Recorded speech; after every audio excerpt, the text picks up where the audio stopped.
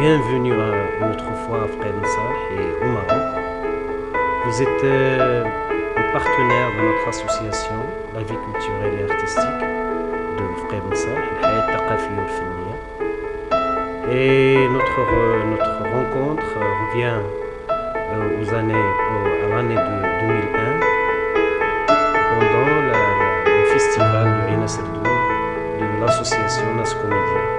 Alors depuis ce temps-là, on a essayé d'approfondir notre relation à travers des projets de solidarité, des projets de partage, de soutien entre notre association et la vôtre.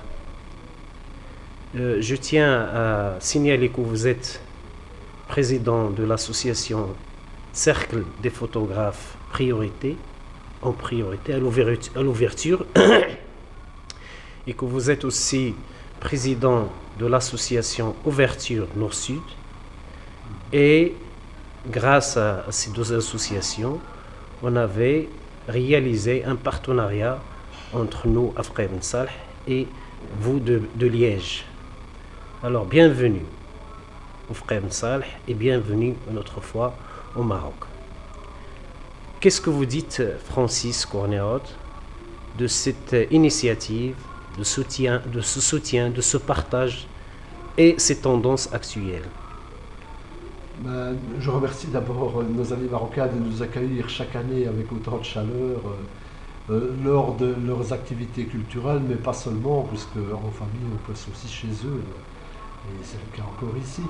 On a un partenariat qui s'est développé à travers le temps et développé à travers l'action culturelle. Au départ, c'était le slogan « La culture au service du développement ». C'était un petit peu le trait commun qu'il y avait entre l'association de Fki Ben Salah et les autres associations avec lesquelles on a travaillé. Et c'était en même temps, pour nous, notre philosophie, puisque l'association de photographes s'appelle Cercle de photographes priorité à l'ouverture. Et l'association qui est née en fait des contacts qu'on a eu ici au Maroc, on a décidé de créer une seconde association qui s'appelle l'Ouverture Nord-Sud, qui fait des échanges culturels et des petits projets à l'échelle des citoyens d'aide au développement. Dans ce cadre-là, on a commencé à Fki Ben Salah. Le premier projet, c'était bien sûr l'aide à la scolarisation, puisque c'est très important ici au Maroc. Encourager donc les étudiants, les tout jeunes, à pratiquer, à aller suivre l'école. Donc on a fait un certain nombre de cérémonies je veux dire, pour offrir des livres scolaires, pour offrir des cartables, tout ça à des enfants. On a essayé de systématiser ça. Et puis on s'est dit, on va faire un projet quand même plus important. On a installé des ordinateurs au centre de bienfaisance pour les enfants qui fréquentaient ce centre. Donc comme ça, ils ont pu aussi s'ouvrir sur le monde, s'ouvrir sur la vie, un peu comme partout au Maroc d'ailleurs, puisque le Maroc n'est quand même pas à la traîne de ce côté-là, mais dans les poches de sous-développement au Maroc, c'est quand même nécessaire de donner une aide. Alors, suite à ces festivals, on a rencontré différentes associations qui pratiquaient la même politique, par l'intermédiaire de la culture et de l'enseignement, et de l'aide à la scolarisation, de faire quelque chose pour que le Maroc progresse. C'est ainsi qu'on a abouti à Taboun, quartier déshérité de Ouarzazate, où on a fait un projet un peu similaire, même un peu plus grand, puisqu'on a construit là, en dur, une bibliothèque qui était en même temps un centre multimédia, qu'on a équipé avec toute une série d'ordinateurs performants, et qui profite à tout le quartier, et qui profite aux activités culturelles que développent nos amis là-bas, qui les aident un petit peu. Et actuellement, donc troisième projet, c'est vraiment l'aide à la scolarisation, puisqu'on est en dessous de Zagora, avec une association qui s'appelle ADVN, ça veut dire Association de développement de la vie nomade. Et là donc, pour les enfants qui sont semi-sédentaires, qui accompagnent les troupeaux, qui n'ont pas la possibilité d'aller à l'école officielle parce qu'ils n'ont pas suffisamment de temps, on les aide au moins à être alphabétisés. Donc là, on paye l'instituteur pour la 3e année consécutive, et cette année, pour pérenniser, donc pour que ça dure et pour que l'instituteur soit plus à l'aise, on a décidé de construire son logement. Donc c'est un projet un peu plus important parce que nous ne sommes que des citoyens qui agissons. des citoyens qui, bien sûr, sont rassemblés dans une association qui a ses propres locaux à Liège, en Belgique, et qui a une philosophie, donc, mais qui n'a pas des moyens considérables. Hein. Donc on essaye de réunir ces sommes d'argent en faisant de nombreuses activités à Liège, en faisant des appels à projets aussi, et en faisant des ouvertures vers d'autres associations pour arriver à nos fins. Si vous permettez, Cornerot, le subside que vous apportez au Maroc, est-ce que vous pouvez expliquer aux sympathisants du site web Frère Salh Online comment vous pouvez, ou bien vous l'auriez et vous le ramassez, si vous voulez dire, pour que les autres se bénéficient de ce subside? Ben, comme je vous l'ai dit, on n'a pas des moyens considérables, on n'est pas aidé particulièrement par l'État. Donc l'essentiel, c'est dans des soirées de solidarité, des fêtes, des repas, des ventes de produits, je ne dirais pas artisanaux, parce que c'est des produits qui nous représentent aussi. Par exemple, on vient d'imprimer des sacs en coton avec le slogan et le logo de l'association. Bon, on vend ça à 10 euros, on gagne 8 euros par sac. Donc on vend aussi des espèces de porte-clés avec des logos. On travaille avec d'autres associations.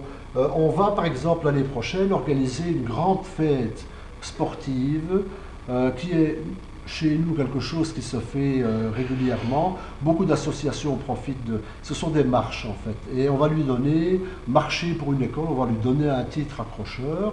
D'habitude ce sont des simples marches de 5, 10, 20 et 15 km qui sont organisées par l'OFISM, le ministère des Sports. Ben, cette fois-ci, nous on s'inscrit dedans. On va, en plus de faire ces marches, faire une fête, faire la restauration pour tout le monde, faire des activités qui vont apporter de l'argent. Donc c'est un peu tout ça. Plus, en fait, on introduit de temps en temps notre candidature à des appels au projet pour l'aide au développement officiel. On vient d'avoir 2 prix à ce niveau-là. Un avec la ville de Liège, qui a officiellement une commission, on va dire, culturelle et sociale, qui s'occupe des appels à projets de micro-développement. On vient de gagner le prix dernièrement. Et à la Poste également, on vient aussi de... Pour tout ça, il faut rentrer des dossiers, il faut être retenu. On constitue de bons dossiers, on sait de quoi on parle, ça fait longtemps qu'on vit au Maroc et qu'on aime les amis marocains. C'est-à-dire qu'il n'est pas facile d'avoir ce subside. Non. C'est-à-dire vous mobilisez toutes vos énergies. Une autre question personnelle. Qui vous attache, qui vous tient au Maroc? Il y a bien sûr l'accueil fraternel au Maroc, ça c'est quelque chose. Ma deuxième famille est au Maroc, j'ai plus d'amis au Maroc qu'en Belgique, donc ça compte beaucoup. Mais il y a aussi un intérêt, une fascination pour ce beau pays par l'intermédiaire de la photographie. Donc je travaille sur un grand projet ici au Maroc. J'ai 25 000 photographies, j'ai sillonné tout le Maroc et ça continue à me travailler. Il faut absolument que j'arrive à montrer ce que je pense du Maroc, comment je le reçois, toute l'émotion que je reçois, que je parvienne à le transcrire. J'essaye pour le moment de le transcrire. Il y aura une grande exposition à Lille, où je remercie l'association. Quel mois? Le mois d'octobre. Wow. Donc là, c'est en train de se préparer, même sans moi. J'ai envoyé, il prépare pour moi. Pour le moment, je suis très heureux parce que ça, au moins, c'est une aide. Et quand je vais revenir, au mois d'octobre, il y aura des rencontres presque internationales de la photographie dans lesquelles l'expo va s'insérer. Alors, le thème de l'exposition. Le thème de l'exposition, j'ai repris, donc, c'est le début, c'est le titre d'une chanson de Félix Leclerc, qui est un chanteur canadien, c'est Les blés sont mûrs. Et alors, quand il le chante, il dit les blés sont mûrs et la terre est mouillée, ça veut dire qu'il a plu. C'est une émotion forte que j'ai reçue ici au Maroc parce que je viens souvent au mois 4 et alors à ce moment-là il a plu et quand on s'aperçoit que la pluie est au rendez-vous, les sourires sont encore plus grands au Maroc. Le prix de la tomate chute, les gens marient leurs enfants parce que les récoltes sont là, on est sûr qu'on aura du pain sur la table. Francis Cornerot, vous allez nous quitter ce jour-là pour Bon, si vous permettez un dernier mot pour et pour les sympathisants de l'association الحياة الثقافية والفنية في قيد صح. Mais je ne peux que souhaiter longue vie à tous les amis véritables au Maroc et les amis de l'association, et particulièrement Nachib et Fatima, qui sont vraiment d'un accueil fantastique, extraordinaire pour nous. Et ici, je dirais, le Maroc, c'est l'amitié totale, c'est l'échange, et peut-être une petite décoration, une ouverture nord-sud, une espèce de petit porte-clés qu'on vend ici tout azimut chez nous et un peu partout. Voilà. Merci. Najib. Merci Francis. Merci. Merci. Et moi aussi, au nom de tous les membres de l'association Frères Messah, je vous remercie et je vous encourage pour tout ce que vous faites, pour le soutien, pour la solidarité, pour l'humanité tout entière.